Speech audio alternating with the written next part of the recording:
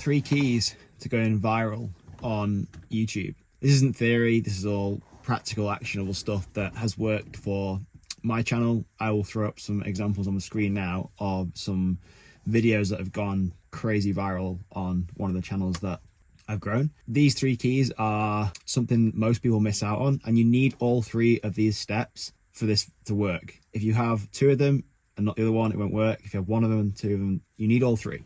YouTube is such a phenomenal platform for getting exposure and attention on videos and content and building a personal brand, which is what I've used it for. I'm going to jump straight into this and tell you why some people struggle with going viral and getting views on YouTube. Like, people start YouTube channels and get stuck at the first hurdle and think, oh, if they just put one video up and it doesn't go crazy, then they should just give up. I've seen a lot of people start channels and throw in the towel pretty fast without putting the reps in and creating the videos and understanding how YouTube actually works and how their algorithm connects your content with an audience and vice versa. And this has taken me like 6 years to figure out. So it's not just something that I suddenly came across. I used to create loads of videos, plow loads and loads of effort into videos. It doesn't matter how much effort you put into editing a video and how cinematic you make it look or how fancy your gear is. They're not related to these 3 keys I'm going to share with you now. And hopefully this will give you the epiphany that I had. And hopefully that your videos can get the views they deserve after watching this and implementing what I'm going to tell you. So the first key is the idea of video. Now, this is a massive, massive topic that people overlook. When I had a video that first went viral, that's when the light bulb went off for me of how important the actual concept and video idea is. I used to go out and just record YouTube videos. Like, I do a lot of mountain biking, and I would just go out, record my day with no real thought or effort put into the idea of the video, the concept of the video. I would just make a vlog style video of my experience throughout the day or of my trip. This is kind of like hit and miss, because sometimes you could just happen to have a good idea within your vlog or within the video that you've created. There's definitely a better way of engineering success on YouTube and engineering the views that you deserve. So the idea is such a crucial part of getting the views you deserve and going viral and getting in the recommendations feed. Because once a video gets in there, it will get shown to literally millions of people. The idea of a video sounds quite like vague. What I figured out with my channel was I needed to attract a wider audience of people to my channel. So when I first started making videos, a lot of my content was all based around mountain bikes and mountain biking, because that's what I do and that's what I thought people wanted to watch. Then though, I kind of realized that I need to start attracting a wider audience of people here to my channel. So a wider audience of people are potentially people who don't even know what mountain biking is, kind of know what mountain biking is, but aren't heavily invested in it. Maybe they're beginners in mountain biking. These are the sorts of people you want to attract if you want to grow subscribers and views on YouTube, because they're a bigger pool of people than people who are experts in mountain biking or just do mountain biking. If you only target mountain biking and really specific focused mountain bike videos, in my eyes, you kind of cap your growth of what it could be. And that's just from first-hand experience. So that was my first epiphany. When you get this and understand it, it becomes so clear. So I'll give you an example now. There's a guy in our space called Sam Pilgrim. I'll put a picture of some of his videos or thumbnails on the screen here. And he creates videos of mountain biking, but anybody could watch them. You don't have to even know what a mountain bike is to get entertained and watch his videos, because he does some crazy stuff that no one else does in mountain biking. And I'm not saying you should go and copy him. What he does is he attracts a wider audience of people to his channel than just creating a mountain bike focused video, which is what I find fascinating, which is what I've tried to adopt to one of my channels, Wolfpack Adventures. I've tried to create videos that are widely accepted or widely understood by more than people who are just into mountain biking. So how have I done this? I have gone to places that are widely recognized in terms of, say for example, shapes and features. So if I make a mountain bike video and it is based on a mountain, on a cliff edge, on a set of stairs, on a pyramid, or a volcano, or by the sea, these are widely recognized things in life. Everyone knows what these things are and can relate to them. Whereas if I just made a mountain bike video on a local track near me that nobody really knew anything about, that's only going to appeal to a very small pool of people.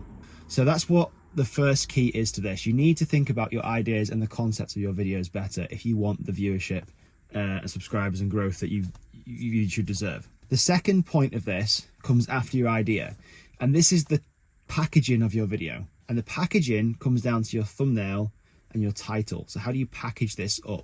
And in some cases now, I've changed my mind on creating thumbnails and titles, because I will almost deem a video good to make based on the thumbnail and title before I've even filmed the video. Previous me, I would have gone out, spent hours and hours and hours recording a video, and then create a title and thumbnail afterwards off the footage I had, which is kind of backwards thinking, because that's not how you engineer success on YouTube. Now what I do is I think, okay, I've got this idea. Can I package this idea into a thumbnail and a title? If it doesn't pass that test, then I probably won't go and make the video, or I'll reposition the idea and try and think of ways that I can make it work. Because if you go and spend hours and hours and days and days and days making a video, and you can't grab someone's attention with a thumbnail and title, no one's going to see your video. It is kind of like very frustrating when that happens. All this can be fixed if you package your video correctly with a title and a thumbnail. So how do you package a title and a thumbnail in a way that is attractive? Well, thumbnails are key nowadays on YouTube. Like, you have literally a split second to grab someone's attention, to get them to click on your video, because you're competing against dozens of other videos that a viewer at any one time has access to just click on and watch. So we need to grab someone's attention, and we do that with thumbnails. And I like to think about thumbnails as trying to create a lot of intrigue in my videos. Intrigue, trying to tell a story in a thumbnail, trying to create curiosity in a thumbnail. All these things put together will generate the click, along with a good title that like accompanies that thumbnail. I could make a video on thumbnails and titles alone and spend literally hours talking about each, which I will in future videos. But understand, you want to try and think about creating intrigue, curiosity, and make your stuff clickable. And that's what's going to encourage your high click-through rate and get people to actually tune in and watch your videos. Thumbnails as well, just a note on this, a lot of people I see is overcomplication of thumbnails. They put too much on there. A lot of people are watching these videos on their phone. You need to understand that when you're making a thumbnail, most people make them on big desktop computers, and they're not thinking about what a viewer would think about when they see this thumbnail really, really small. And you have to be able to grab the attention of this viewer in a split second, and they have to understand what the thumbnail is to get the click. If it's too confusing, they won't click, or there's a very low chance they will. So you need to have less than 3 points of contact where the eye is. And I'll put some good thumbnail examples here on the screen from other top creators, and you can see this in action. So you'll see there's usually a prominent person or prominent image, prominent location. There isn't really too much text on the screen. It's easy to see what's going on, and that's the kind of thing you want to adopt in your thumbnails. Titles, you want to just clearly explain to a viewer in 50 characters or less, because if you go over 50 characters, you'll get the ... You want to explain as clearly and concisely what the video is. Sometimes it's good to give the story away. Sometimes it's good to create intrigue, curiosity in the title as well. But you want the title and the thumbnail to work together, coexist together to generate that click and the intrigue to click and view. The third point of this, the third key, is story. So story is very important. And I'm not talking about like a Red Riding Hood story or Cinderella story or anything like that. I like to think about this as taking your viewer on a journey from like A to B or zero to hero. You can do this in entertainment content, education content, if you're teaching somebody something on YouTube or teaching them a skill. Or for example, like my mountain biking, I am taking my viewer on a journey with me. And that's what I'm trying to get the point across with. I'm trying to get this immersive video across so the viewer can feel like they were on the bike ride with me. That's what's always in my mind. I'm always trying to take them on a journey from point A to point B. And what most people do is miss this step out, and they maybe just put a lot of random clips together, and it doesn't really bring the viewer into the video.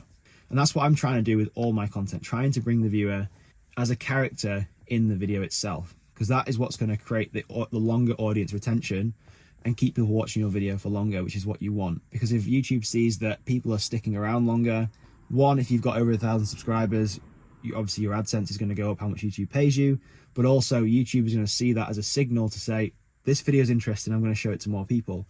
So therefore that acts like a flywheel and grows your views even more.